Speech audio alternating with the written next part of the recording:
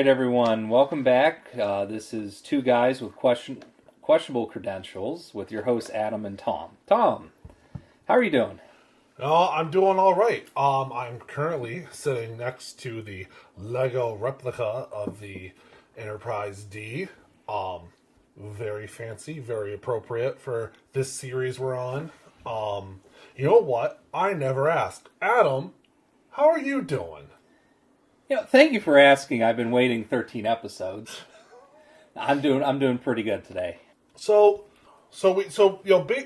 the engagement, we found that there's definitely more interest in like Star Trek and Star Wars.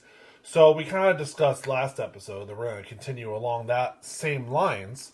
So Adam, what do you want? What are we going to talk about today? Well, we're going to talk about the next generation movies. So that would be Generations, First Contact, Insurrection, and Nemesis. All right. So, I guess what do you think? Like, do you have like a favorite? Like, which one do you think's best? Which one do you think's worse? Well, just the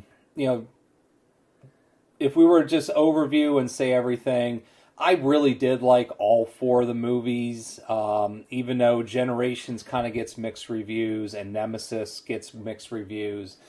I think First Contact by far is the best of the four movies. I enjoyed it the most. It's weird because you kind of get that little bit of closure for the Borg, but then Voyager also gives you closure for the Borg, and then, never mind, they're back again in Picard. But just the it ties into the first warp flight with the Flight of the Phoenix and Zephyr Cochrane and everything. You get to see Picard having to confront his demons a little bit more in that. I think that was the best movie. If I had to pick one that I really didn't care for, but I still liked it. I would have to say probably Nemesis was the one that I liked the least. But I do have I have a special spot in my heart for Nemesis because that is the first, last, and only Star Trek movie I ever saw in theaters. Okay. So I am very much in the same boat. My favorite and what I consider to be the best is First Contact. A lot of the reasons you said, I love like the time travel aspect. I love that ship. Although I will say, kind of going back to our previous episode, bridge designs. To me, that bridge design is a nightmare. So many computers, so many stations, but that really only matters to me. But yeah, all across the board, the way that, like you said, Picard is forced to face the Borg. I've never read it, but I know that there's some serious nods to Moby Dick, which they explain in the movie too. Mm-hmm. I don't know if you heard the story about how Robert Picardo kind of talked his way into that movie. Oh, I have not heard that. Yeah, a long story short, he was working on various projects and he was starting on Voyager, and then basically just every time he got a little higher up talking to somebody, he's like, well, hey, if Voyager has this, state of the art holographic program, then you would think the Enterprise would have one, right? He just kept talking all the way up until he got into that cameo. Mm-hmm. Which was very nice because you definitely would never see Dr. Crusher ever using it, and she flat out says it. But then he gets that little bit of you see a little bit of a Dr. McCoy moment in there. Is I'm a doctor, not a doorstop. And one of the other things one thing I love about Star Trek is they're very good about reusing actors also. Mm-hmm. the guy who plays Neelix, I think his name's Ethan Phillips in Voyager. Yes. He's in that. He's on the holodeck casino scene. Yes, he is. Yeah. There's a couple others. I think the one episode we did, I talked about that one video game. There's an actress from that's in it, but that's kind of a deep cut.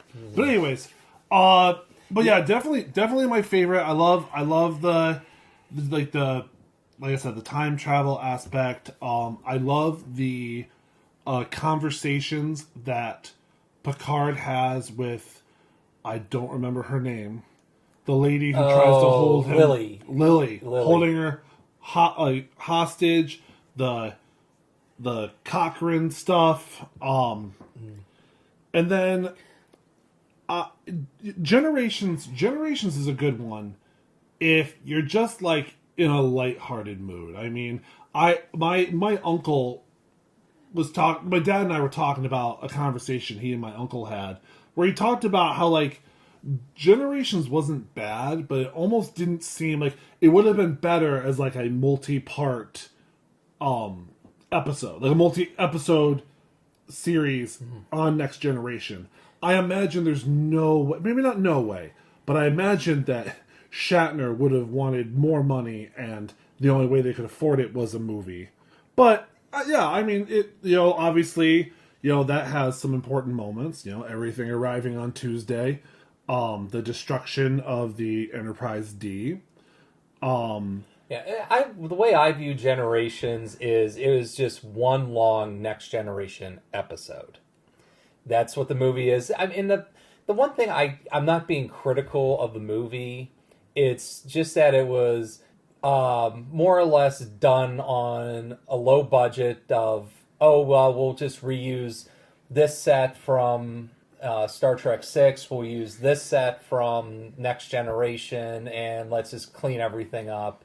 And hey, we've pretty much had the original cast guest star in at some point, not all of them, but they were at least in Next Generation episodes at one point or the other, and you never had the Picard versus Kirk meetup, or not versus, but both appearing on screen together. So, just that by itself elevates the movie.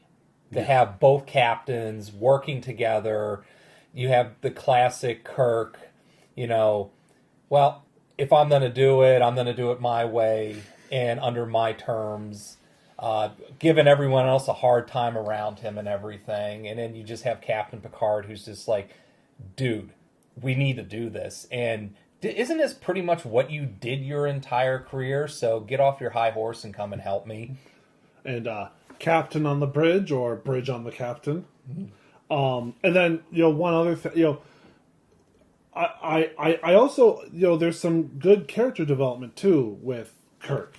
In that opening scene, when when they're trying to pull the ships out of whatever they're the with. Nexus, and they, Scotty comes up with another one of his crazy, this is how we're going to do it. Yep.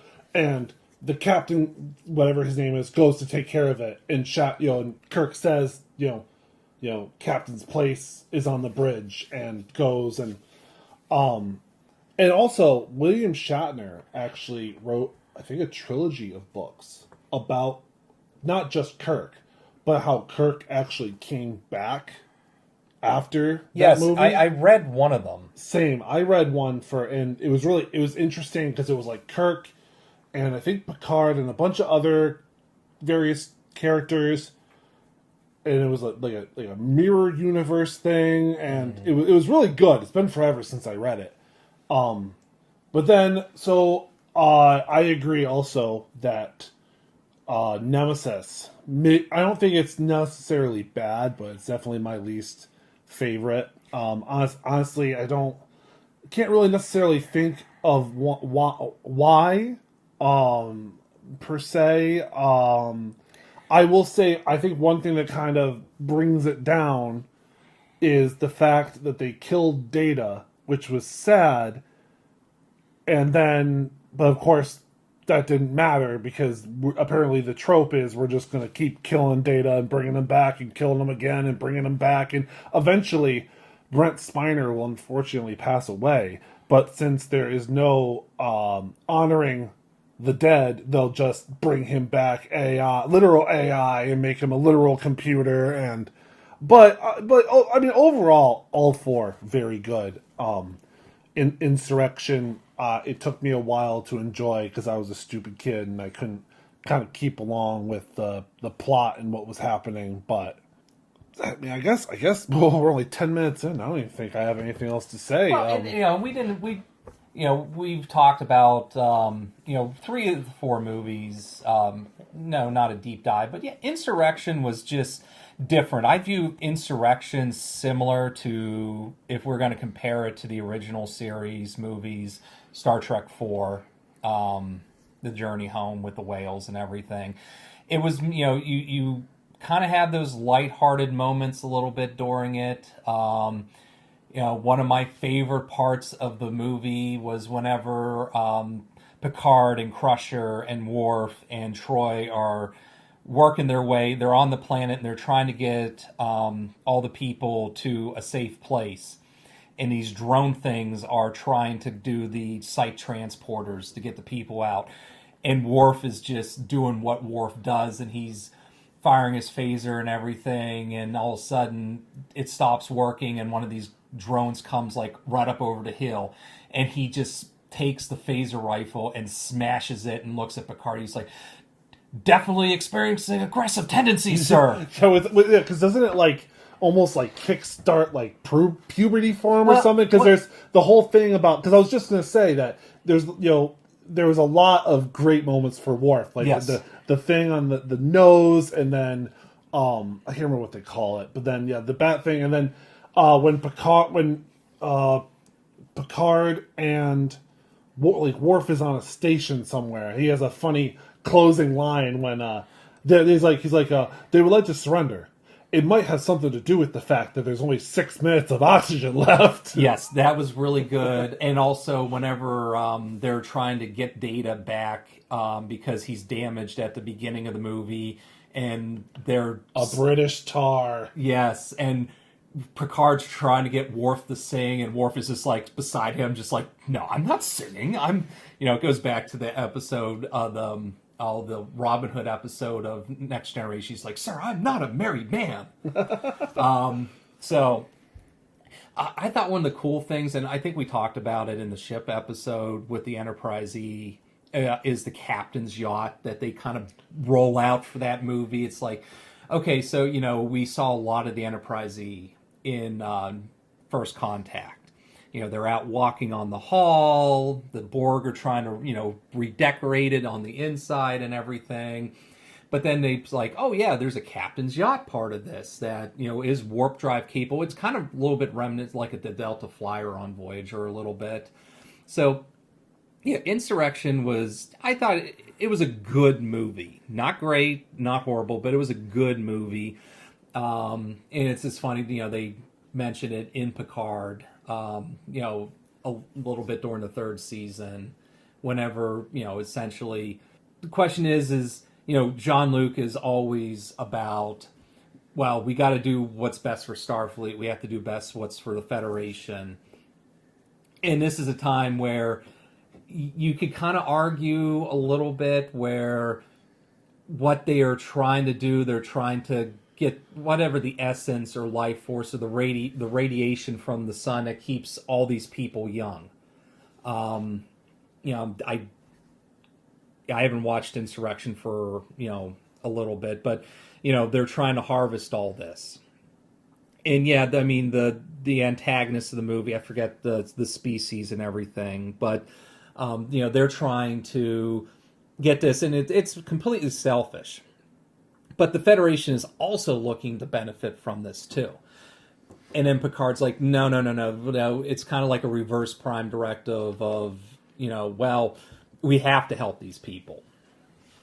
So it makes things interesting. We do see a little bit, we see some space battles in it. We see, a Starfleet admiral who's kind of being led around by the nose a little bit.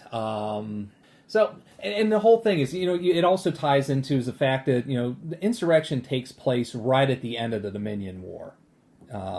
And I bring that up because I'm currently watching season 7 of Deep Space Nine. So, they do a really good job of trying to tie everything tie everything together with it. So, like I said, Insurrection was a good movie. The other thing, kind of going back to Nemesis a little bit. My only real criticism of that movie was it Shinzon, who's Picard's clone, who the Romulans created and everything. I think that was the biggest letdown of that movie. You got to see some awesome space battles. We got to see something with the Romulans, which you hadn't really seen before, because everything is, the Klingons always have some kind of role to play. So you get to see the Romulans involved in it. But Shinzon is just a letdown of an antagonist in my mind. I think they could have done, if you wanted to do a movie with the Romulans and then the Remans and have them going after the Federation and everything, I think they could have had, developed that plot a little bit more. I think that would have elevated the movie up. But, it was a solid movie. Sorry, if we just go back for a second. One other thing, and again, I never watched The Next Generation. I'm working my way through it slowly. And I'm sure that this is not specifically just a Next Generation thing. But I also love that, they really show just like how respected Picard is. Because like if you think about it in both, when the Enterprise is told not to get involved in the fight with the Borg, and when Picard decides that no, he's going in there, everybody is on his side. He offers everybody an out. Nobody says a word until Data drops that "to hell with our orders." But then also, which is a nice bridge to something that Spock says in the original series, right? Yeah, yes. And then at the same time, I'm on Insurrection, the same thing. Like Picard decides that he's going to go rogue and help these people, and then the bridge crew all realize what's happening and are down there to support him. Mm-hmm. Unfortunately, Insurrection loses points because I love Jonathan Frakes, but why would you shave an awesome beard like that? I'm so jealous that I could not grow a beard. Maybe I'm the minority. I mean, there did lead to funny moments about isn't there something about a baby's bottom, and then Data has to try as smooth as an android's bottom. Oh, right, and that funny, Data feeling his face, but yeah, that was kind of weird a little bit, but I think the whole point of it is it was bringing back the youthfulness of the crew. So you had Riker go back to season 1 of Next Generation when he did not have a beard. You had that funny parts with Worf because the Klingons apparently can't ever do anything small or normal. Everything has to be just in your face kind of deal. Geordi with his eyes, is really cool. The spark of chemistry between Riker and Troy. And even some funny moments between Troy and Crusher. A little bit with kind of a little bit of rejuvenation of the body with their perspective and everything. And Data's the one who does not really get affected at all by any of it, other than the fact that he's damaged at the beginning and kind of goes haywire a little bit. But then once he's fixed and everything goes kind of back to normal a little bit. One more thing, I think that I gotta throw out there, before we move on, is what I would, we would be remiss if we didn't talk about Data and his emotion chip. That is very true. That is kind of a big plot point in Generations, and then likewise comes into play with First Contact, and honestly, also just probably one of my top 5 Star Trek moments of all time when Picard surrenders to the Borg Queen, and then it appears that Data has joined forces with her, and then turncoats on the last second when I don't remember the name of the ship, but they try to he's ordered to destroy Cochrane's ship, the Phoenix. the Phoenix, yes, and then the resistance is futile, however he says it. And then just also real quick, when you were talking about the Borg, you were talking about how it's like, we got a resolution, then we got a resolution, and then something I didn't consider. Maybe I am stupid, but that's not the point. We just question your credentials. I thought the same thing you did. I was like, Picard, the Borg are gone. Then, the Voyager, the Borg are gone again. And I'm like, okay, I guess that makes sense that maybe Janeway didn't get all the Borg, and then Picard finished them off, but then they show up again in Picard. Yeah. And then I guess I never considered the fact that like they're called hives, right? Mm-hmm. So I guess just like bees, that like there's not just like one queen. It's like they're multiple like sects of like Borg hives, and then queens of their hives. I don't know. Maybe that's not. Well, I've given it some thought. Whenever I watch season 3 of Picard and the Borg come back, it's almost. I think whenever with First Contact, that all goes back and happens in the past. So you have all kinds of quantum mechanics and everything that goes with that. So I don't think there's any direct connection between whenever Picard and Data kill the Borg Queen and everything in First Contact, and then there's no direct connection to it with with Picard in season 3. I think that everything has a direct connection between what Janeway does with the Borg in the final episodes of Voyager.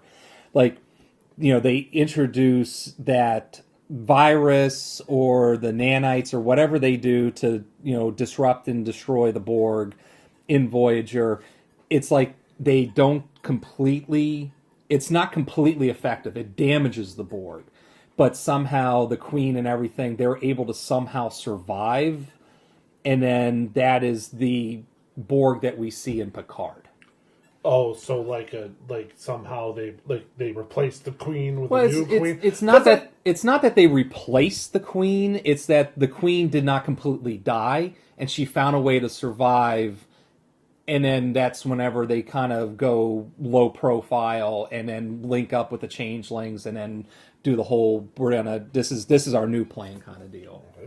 Maybe you're right. I don't know. Maybe I'll look into this. I'm sure that there's some. There has to be some fan theories and everything that go along with that. Because I feel like too that why like there would be like different queens and hives is because.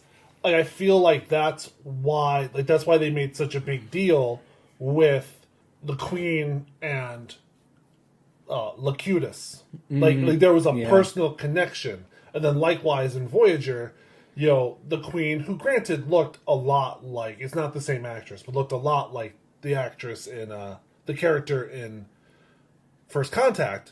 Like her like focus, at least for the show's purpose, was Janeway and 7 of 9. So I don't know, but I don't know. That's a whole nother rabbit hole to go down.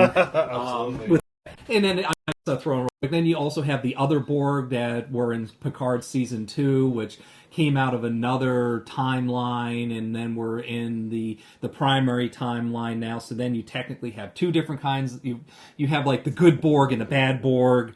So, but anyway, yeah, that's a completely different episode. That's a completely different rabbit hole we can go down. I do want to say that I don't think nothing was ever. I don't think any of the Next Generation movies really let us down as fans. I think there's a lot out there. Unlike another movie series we might dig into. We might dig into, but it was a continuation of everything that was good with the Next Generation series. They did a lot of good with the characters. Even Nemesis, they brought back Wesley Crusher for a brief cameo at the beginning of the movie whenever Troy and Riker got married. So that happened there. Like I said, overall, can't say I dislike any of the movies, but like I said at the beginning, First Contact, definitely the best. Nemesis, the one that had the most questionable plot points and stuff. So, yeah, I think that that kind of wraps up our discussion on that a little bit. So, a little bit of a preview, because of course we did the Next Generation movies. Our next episode, we are going to actually dig into the original series movies with that cast a little bit more. All right, sounds good. Hey, but before we wrap up, I actually have a little bit of feedback. I got a message today from... it's not Haley calling me out about another mispronunciation. I can't even do that. No, that's probably coming later. No, this is actually from my friend Jordan. He said, I meant to tell you, I listened to the favorite Marvel characters episode of your podcast the other day. I said, oh, nice. What did you think? We're actually, and then told him that we're trying to incorporate this. Like, we'll talk about it on the show. And he said, I loved it. I always enjoy hearing you talk about stuff like that. I'm going to listen to the DC'd episode next. I might check out the newest Star Trek episode. I don't know much about Star Trek, but I could always learn. And I think that's what the nice thing about this is that even when we go on these deep dives, I hope that if nothing else, we're entertaining enough to listen to, that we don't really this is probably the biggest quote deep dive we've done, other than just ranking movies, talking about character points and stuff. But I feel like there's enough general knowledge about this stuff that you can kind of piece together at least what we're saying, whether you've seen it or not. But anyways, I guess if we have nothing else to talk about, yeah. Or if you are one of the fans that goes really deep into everything, then we are the annoying gnats on the fringe that, oh my god, I can't believe they said something like that. They don't understand what they're talking about, but they actually do make a good point every once in a while. We are too... how did I word it the other day? We know too much to be normal, but not enough to be lifelong fans. Which makes us dangerous. Exactly. All right, well then, I guess, wrapping up. First of all, the Facebook page, Two Guys Questionable Credentials. You can find us on Apple, Spotify, YouTube, pretty much anywhere except iHeartRadio, and there's one more a YouTube podcast specifically. Please leave a like and review. If you're listening on YouTube, please subscribe, leave a comment. Like Adam said, do you agree with what we said? What are your favorite Next Generation movies, or something you want us to talk about? You can email us at twoguysnocreds@gmail.com. And yeah, I guess we will see you next time. All right, that's the show. Thanks for hanging out with us for another episode of Two Guys Questionable Credentials. If you laughed, learned something, or are now somehow more confused than when you started, then we've done our job. Be sure to subscribe, leave a review, and tell a friend or an enemy. We're not picky. And remember, everything discussed here is just conversation, speculation, and two people confidently wandering through topics they may or may not fully understand. Please take none of this as legal, medical, or emotional advice. We'll see you next time.